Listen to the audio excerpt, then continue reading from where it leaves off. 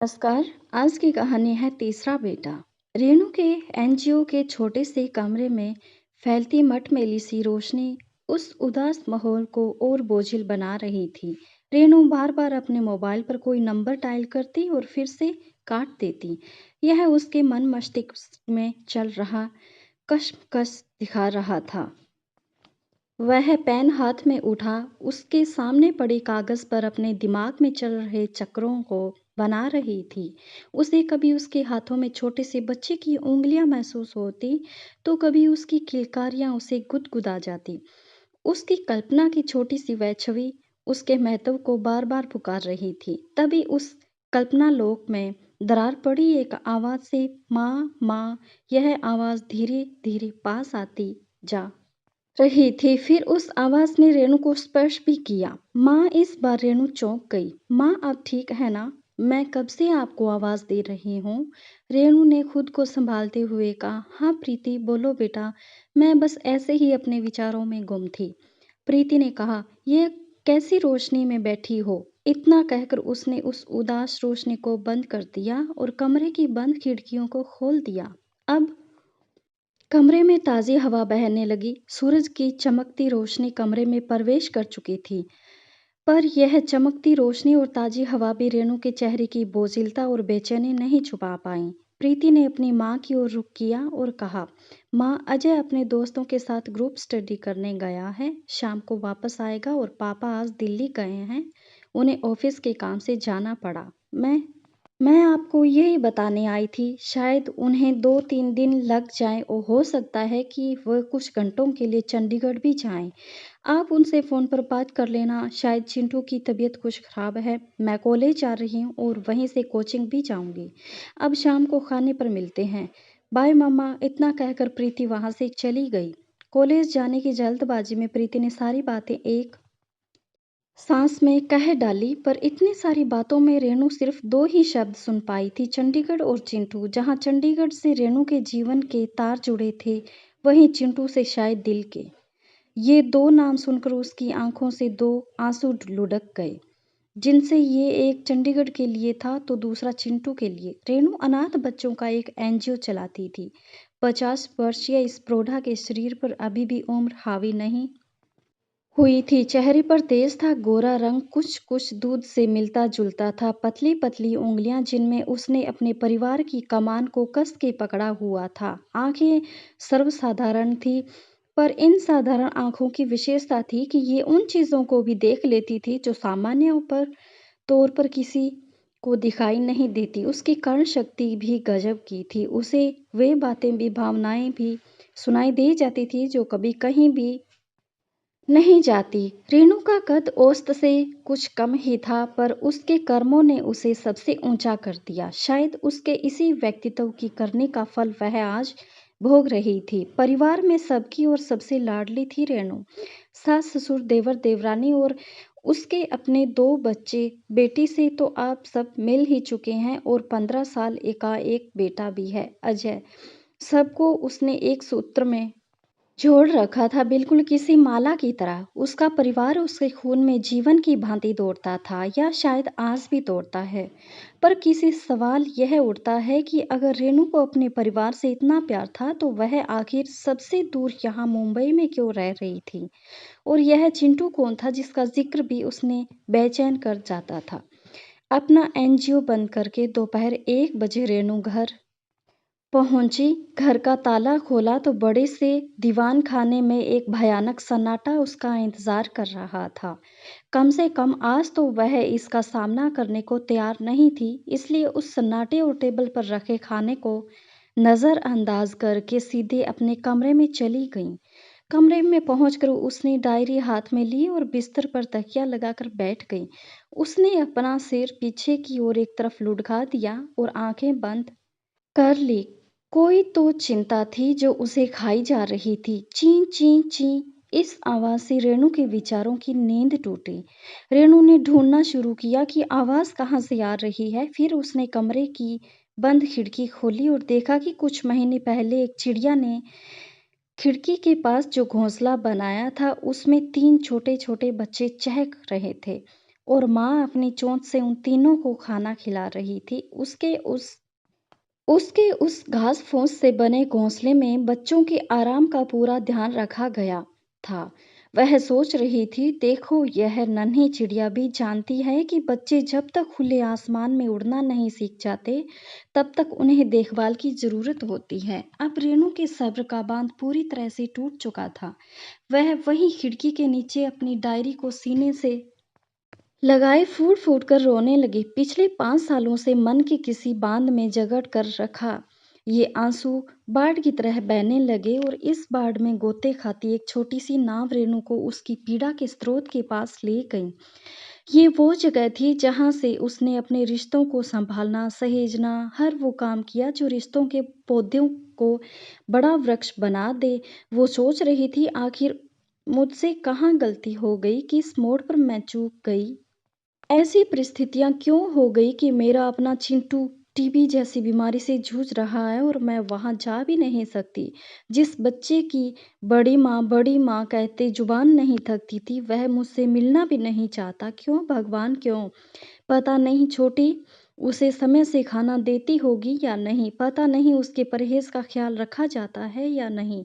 मन करता है उसके गुस्से को नज़रअंदाज़ करके सीधे चिंटू के पास पहुंच जाऊं और कमजोरी से हो रहे पैरों के दर्द को दोबारा कम कर दूं, उसका सिर अपनी गोद में लूं, उसे परियों की जादुई दुनिया की कहानी सुनाऊं जिससे वो अपना दर्द भूल जाए, उसे स्वाद वाला खाना बनाकर खिलाऊं जिससे वो दवाइयों की कड़वाहट भुला सके। ओह चिंटू, तुमने अपनी बड़ी माँ को इतना दूर क्यों कर दिया? संबंधों में कड़वाहट ना आए इसलिए 5 साल पहले मैंने अपना घर छोड़ दिया था, फिर भी ये दूरियां क्यों?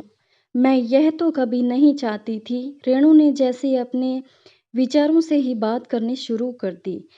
मुझे आज भी वह 1 साल पहले का दुख स्वप्न सा दिन याद है जब मुझे छोटी का फोन आया कि दीदी चिंटू को डॉक्टर ने टीबी की बीमारी बताई है। कहते हैं 1-2 साल इलाज चलेगा। सुनते ही जैसे मेरे पैरों तले जमीन खिसक गई। 6 साल के बच्चे को टीबी जैसी बीमारी कैसे हो गई? फिर छोटी अपने बाकी 2 बच्चों को संभालते हुए उसका ख्याल कैसे रख पाएंगी? बस यही सब सोचकर तो मैं 1 साल पहले 5.5 साल तक चंडीगढ़ गई थी। मैं चिंटू को 5.5 साल बाद मिल रही थी और उसके भाई लव कुश को तो मैंने देखा ही नहीं था। कैसा भयावह दृश्य था वह। दूध जैसा सफेद चिंटू कोयले सा काला हो गया था। बचपन में कोई उसे उठा ना पाए इतना मोटा था, पर आज उसकी चमड़ी उसकी हड्डियों से चिपकी हुई थी।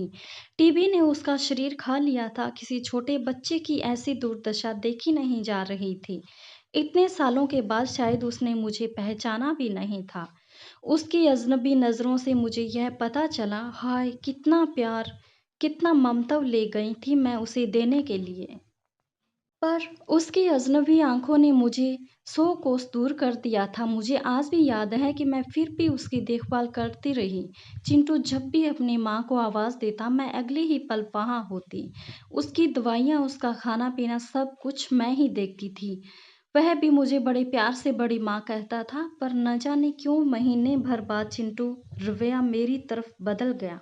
शायद यही वह मोड़ था जहाँ मैंने गलती कर दी। मैं अपनी ममता, अपने प्यार को बेबांध उस पर उड़ेलती रही जिसे वह नहीं समझ पाया। उसे वह प्यार बोझ लगने लगा और उसने मुझसे कहा मैं वहाँ से चली जाऊँ। जब से मैं आई हूँ तब से उसकी माँ उसका ख्याल नहीं रख पाती। उसने मुझसे कहा कि उसकी माँ ही उसका ख्याल रखेगी। आज इस बात को भी 1 साल हो गया, लेकिन चिंटू ने मुझसे बात भी नहीं की। विचारों की रेल पूरी तेजी से दौड़ रही थी, तभी फोन की घंटी बजी और रेल वर्तमान के स्टेशन पर आकर रुक गई। उसने देखा फोन चंडीगढ़ से था। उसने हड़बड़ी में फोन उठाकर हेलो कहा। दूसरी तरफ रेणु की देवरानी थी। दीदी आप आइए और चिंटू को ले जाइए, मुझसे अब इसकी देखभाल नहीं हो सकेंगी। क्या आप आएंगी? बोली दीदी। खुशी के मारे रेणु के मुंह से आवाज़ भी नहीं निकल रही थी। उसने कंपाती आवाज़ में हामी भरी। वह खुश थी। अपनी पीड़ा भरी यादों को उसने वहीं प्लेटफ़ॉर्म पर छोड़ दिया और सीधे चंडीगढ़ की रेल पकड़ ली।